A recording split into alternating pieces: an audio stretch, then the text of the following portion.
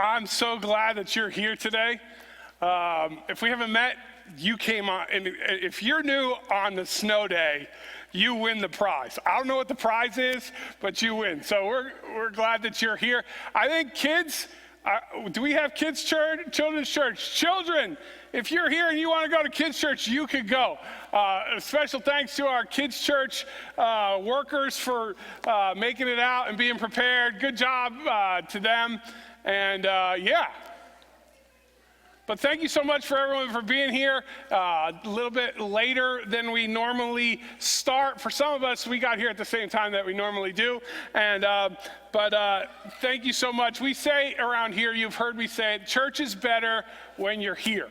And so thank you so much for making church good today. And if you're joining us online, which I know several of you are because I've already gotten texts, a bunch of people online, church is better when you're with us too. So thank you for being here. The snow and the ice, church is better when they're somewhere else. But turns out we live in New Jersey in February, and we might sometimes get weather. That's just the best noise. Kids at church is the best noise. When I was a kid, I was at church a lot because my dad was a pastor. I was at church a lot, especially on days where it might have snowed, because I was the shoveling crew. And which meant, because I was the shoveling crew, the setup crew, the table crew, I didn't make the coffee. My father apparently drew, although my father didn't drink coffee, so maybe that's why it wasn't important. But church wasn't necessarily the most fun place for me when I was a kid, because it was a place of, I had to do all the stuff my dad told me to do. So when I hear kids having fun, laughing, thinking that this is a place they want to be, it's just the best sound I could hear. And so when we hear kids having fun on their way to children's church, that's awesome. Laura started our service this morning with our call to worship, Psalm 138. It's a powerful declaration of trust, of gratitude, and of unwavering faith in God's steadfast or consistent love. Psalm 138 is written by David. We think sometime between the time he becomes king of Judah, maybe he's become king of the rest of Israel. If you've been with us on Wednesday nights, we've been studying the life of David. It was going to be a 6-week study. It started in September. We're about halfway through his life. We're scheduled to finish sometime in 2032. But we've been studying, and David, on Wednesday nights in our study, David's just become king over Israel. Well, sometime right about this time in his life, he writes this psalm. It expresses his deep confidence in God's faithfulness that he's seen in his life. And he's seen God give him great victories, and we'll talk about that in just a second. And he's seen these huge challenges in his life as well. And so David, in this moment of reflection and hope and declaring what he believes, praises God with his whole heart. He recognizes that divine help is not reserved for just the powerful people in the world, but that God extends his grace and his mercy to even the humble, to the poor, to the ones who society would say are unworthy. And so this morning, we're going to read again Psalm 138. It says, I will praise you, Lord, with all my heart. Before the gods, I will sing your praise. I will bow down towards your holy temple and will praise your name for your unfailing love and your faithfulness. For you have exalted your solemn decree that it surpasses your fame. When I called, you answered me. You greatly emboldened me. May all the kings of the earth praise you. Lord, when they hear that what you have decreed, may they sing of the ways of the Lord, for the glory of the Lord is great. Though the Lord is exalted, he looks kindly on the lowly. Though lofty, he sees them from afar. Though I walk in the midst of trouble, you preserve my life. You stretch out your hand against the anger of my foes. With your right hand, you save me. The Lord will vindicate me. Your love, Lord, endures forever. You do not abandon the works of your hands. Just a few moments ago, the last song we sang was, You're worthy of it all, and I exalt thee. And those are songs that have been written, it's actually two songs that we sing together, and one was written in the last 15 years or so, and one maybe a little bit older than that, but they're modern expressions of what David is saying in this psalm that he wrote so many centuries ago, that God is worthy of all of his praise. And in the moments of exaltation of his own life, he's willing to or ready to reflect the glory that has come to him as king unto God, because he understands that God is the source of everything good that's happened in his life. The uncertainty and trials of our world have created a society of anxiety. I don't know about you, I think about this, I find myself thinking about this quite often. And I don't ever get too far away from feeling really stressed. The other night I sat down to write an email to some people, just giving some information. It's a part of a thing I'm leading that I don't have a tremendous amount of confidence in. There are some things that I feel pretty good about myself and my leadership, and then there are other things that are fairly new. And when I deal with something fairly new, I can be very aware of the fact that I might do something wrong. Maybe that's just me. But I sat down to write this email and started focusing and thinking about this process, and immediately the pressure of life invaded. I don't know how you handle anxiety, but anxiety is processed in my body. I tangibly feel pressure in my shoulder blades. I get pain in my upper shoulders when I'm really stressed. And I sat down to write this email, and I'm sitting at the counter in our kitchen, and Joy's making dinner and probably expecting me to help make dinner. Instead, I sit down to write an email, and I went, whoa. She said, what's going on? I said, I can feel the tension of just thinking about this process has me anxious.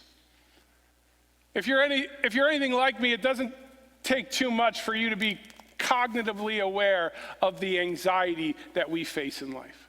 Our society is crushed with anxiety.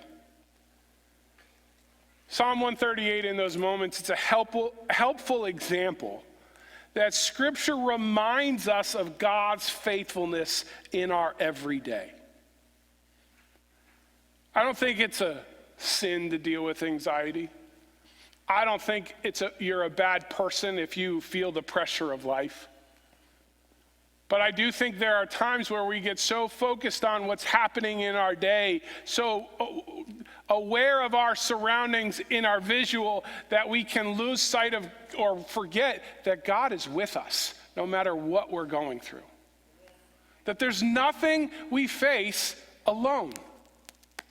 And Scripture repeatedly throughout its words, its pages, its chapters, its books, seeks to remind us that God is faithful to us.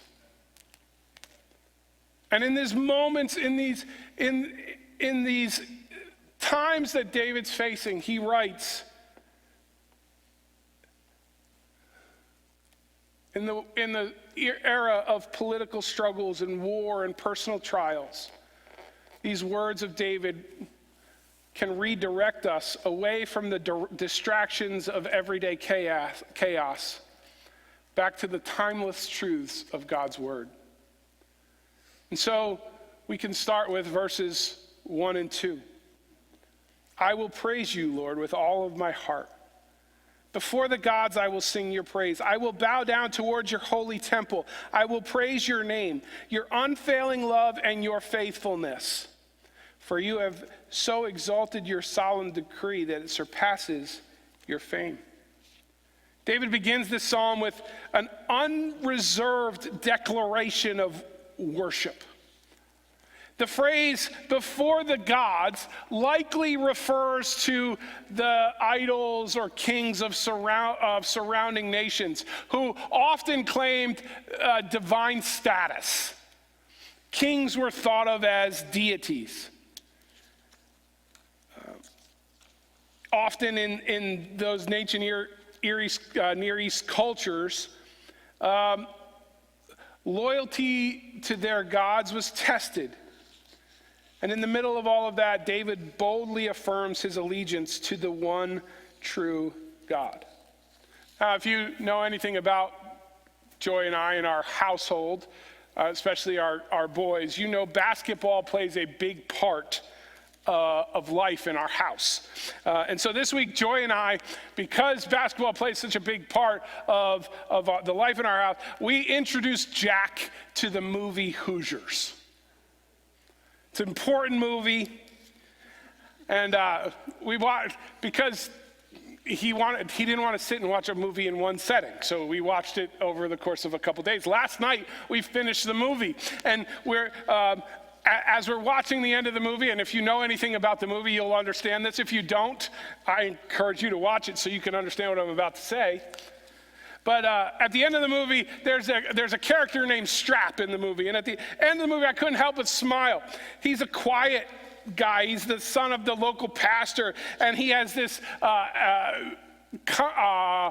commitment to pray. Throughout the movie, he prays, sometimes to the frustration of his coach and his teammates, because one game, he doesn't even go out to the start of the court because he's not done praying. He's in the locker room, and they're like, well, when he gets done, he'll join us.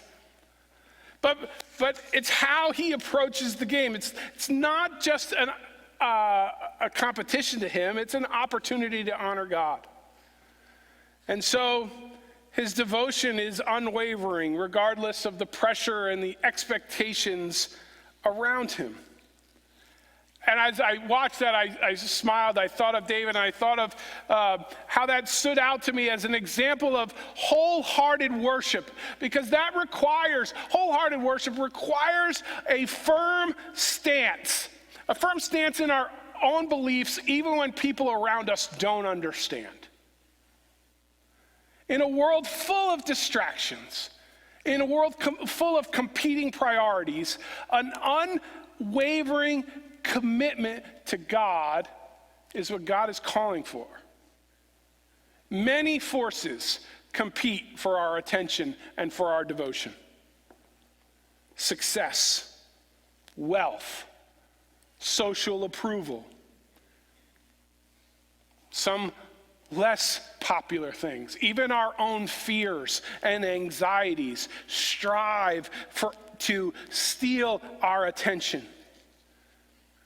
Wholehearted worship means prioritizing God above those distractions. A true faith is not one that is compartmentalizes. It influences how we live, how we work, and how we make decisions. Second, going on in verse 3, it says, "When I called, you answered me. You greatly emboldened me. May the kings of the earth praise you when they hear what you have decreed."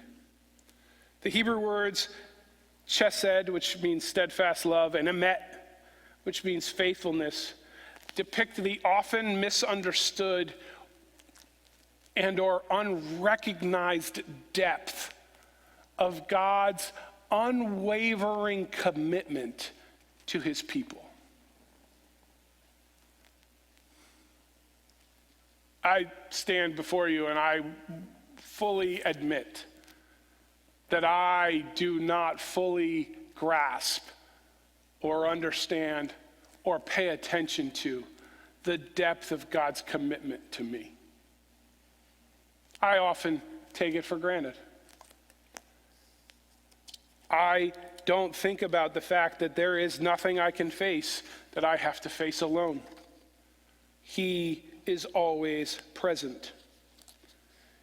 In David's time, as is true today, kings and leaders and people that you are connected to often fail and break their promises. But God remained faithful even when his people failed. David had experienced God's faithfulness firsthand.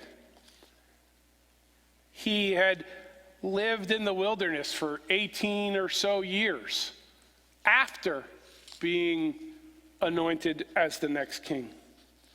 David had experienced being delivered from enemies. He had experienced being strengthened through trials. He had experienced God fulfilling his promises. And in this moment, when David acknowledges and thinks about this is a very intentional decision. When you think of the physical successes in the life of David, and if you've studied David's life, you understand. As a shepherd, just a person watching his family's flock, he had physically defeated bears and lions. As an Uber Eats driver. You didn't know they had Uber Eats in David's time, but basically when David beats Goliath, he's delivering food to his brothers. He's an Uber Eats guy. In the middle of that delivery service, he kills the giant Goliath. Over the course of the next year of his life, people in Israel start singing songs about him, and they'll sing, Saul has killed his thousands, but David has killed his tens of thousands. It would have been very easy for David at that point, the person who's defeated lions and tigers and giants, oh my, to see those triumphs through the eyes of his own ability. But David saw those triumphs as evidences of God's faithfulness. It's a very intentional choice.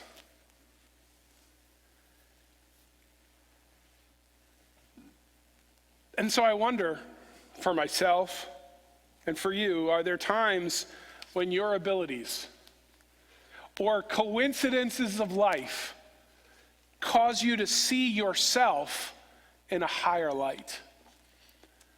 Or do they cause you to remember the faithfulness of God in your life? The truth is, the same faithfulness that David focused on is available to us. Yesterday I was here and we're working through some tech changes. We hooked up a new computer this week, and working through that. And so yesterday I came because there was some remote problems. We couldn't connect, and I happened to be driving by, and I stopped here. And Mark was here with me. He was spackling the sheetrock for the new food pantry, and we just happened to be working through the tech stuff. And there was a knock at the door. And it was UPS, and they were delivering a package. And so I don't know why they would deliver on a Saturday. No one's ever here, but we happened to be here, so I got it, and I opened it up, and it was a present.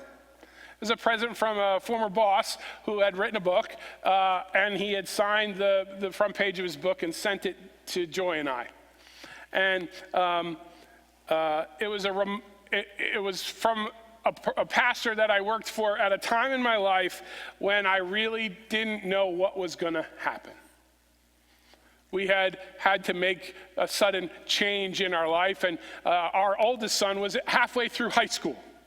And moving, because of the special program he was in, some of you know this story, this program he was in, transferring schools was not really an option, and so I needed to find a job, preferably at a church, without moving, which really limited the options at that time. And through what could be known as, or seen as, the coincidences of life, but is really now recognized as God's faithfulness, we were directed to a person I had never met, pastor of a church in West Orange called the Life Christian Church, and we ended up working there, and we lived at home, and James finished his high school, and I took that job as James was in his sophomore year of high school. I started in March or in April, and I said to Joy, I know that this is just a season. We got to get James through high school, and God's provided this place. But over the time that we served there, and we were there until we came here, it was way more than just a placeholder. As I look back on my time at TLCC, I see it now. It's a place that played a wonderful role of provision in our lives, of protection in our lives, of preparation in our lives. It propelled the purpose of God in my life during that time. In the middle of what seemed to be a chaotic portion of our lives, God had intervened. God is always faithful. There are times where we know that God is faithful. Usually it's wrapped around some really awesome thing that happened in our lives.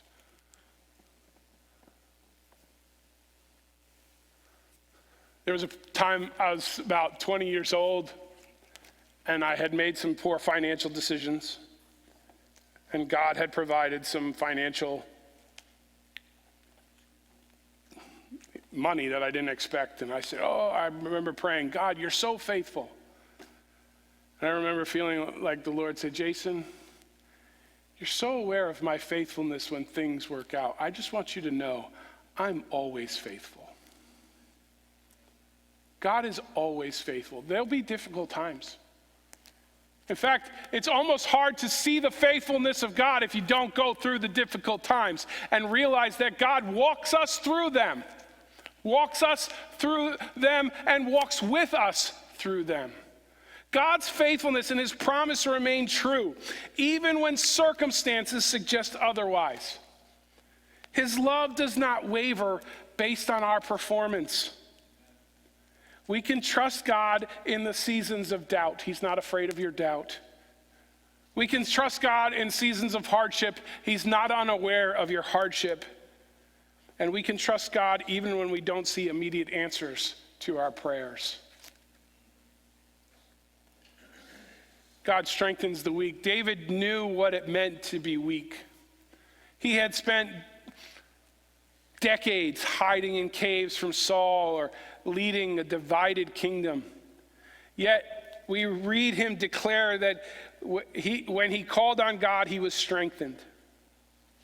In a world where power is sought after, where it's championed, God, the ultimate power in the universe, cares for the humble and the lowly.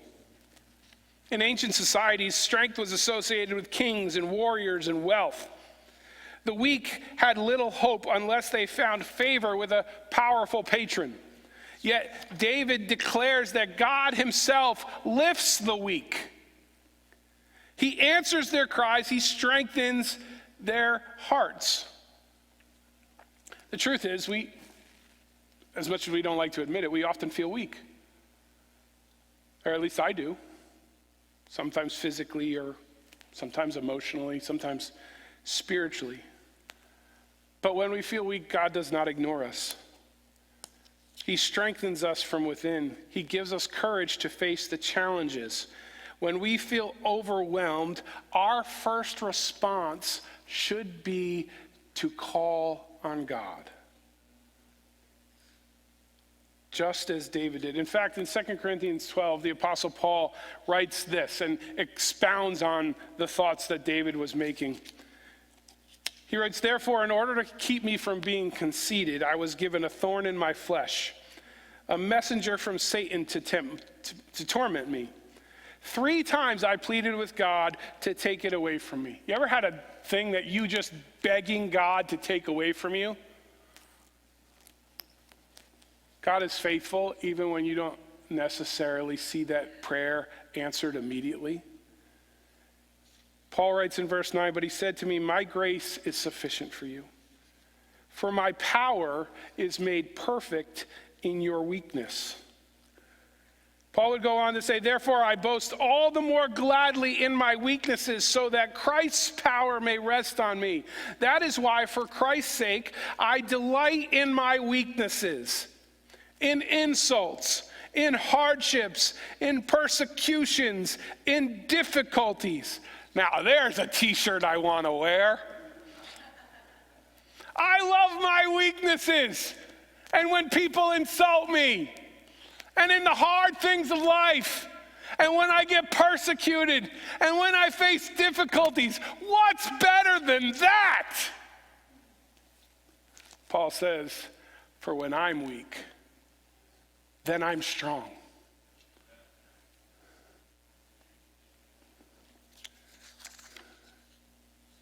David in Psalm 138 envisions a future where even the rulers of the world acknowledge God. This was a radical idea. Israel was a small, nobody really cares about nation. It was surrounded by mighty empires. If you read the history of the major empires of the world, they all have a place in Middle Eastern history. And usually they had conquered Israel at some point. Yet David had confidence that God's reign extended beyond Israel. As I said before, in antiquity, kings were thought of as divine figures. The idea that one day they would submit to Yahweh was, at least at minimum, a real stretch of a common thought. But David's declaration foreshadows the ultimate fulfillment of this. That in Jesus, through whom all nations are welcome to come and worship God, that they would find a place to be in communion with Jesus. You know people who reject God. You know people in everyday walk of life, and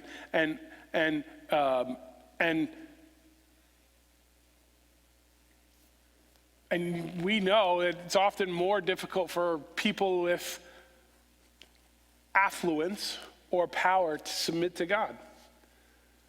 Jesus in Matthew 19 says it's really hard for a rich man to enter into God's kingdom. Yet Psalm 138 reminds us that God's kingdom is unstoppable. And our mission is to reflect his truth in a way that no matter the circumstances, will point people in the direction of God. We're going to close in just a second. I'm going to invite the worship team back, because before we go to communion, we're going to sing that song again that we sang at the end, You're Worthy of It All. And just take a few minutes this morning to position ourselves as we prepare for the week to come back to a place where we intentionally recognize God's part of all of it. Now I look around and I see some Eagles shirts today, or as some friends down in South Jersey say, Eagles. I don't know why. I see some Chiefs gear in the room today. Some people are going to have a good day today. I'm a Pats fan. It doesn't end well for me today. No matter who wins, it's not the Patriots. Some of us will have tough weeks.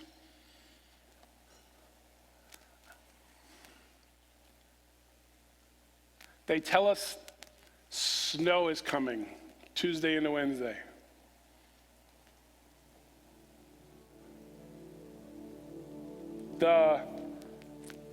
Some of you know we were scheduled to repack the food pantry on Monday afternoon. Well, this morning we found rotten floor, so we're not going to do that. Your week might be a week where your team wins. Your week might be a week where your floor is rotten. No matter where you fall on the spectrum of those things, God's faithfulness is available to you. His presence is there, in the good and the bad. Lastly, David's confidence in God's plan was not based on his own ability, but it was based on God's steadfast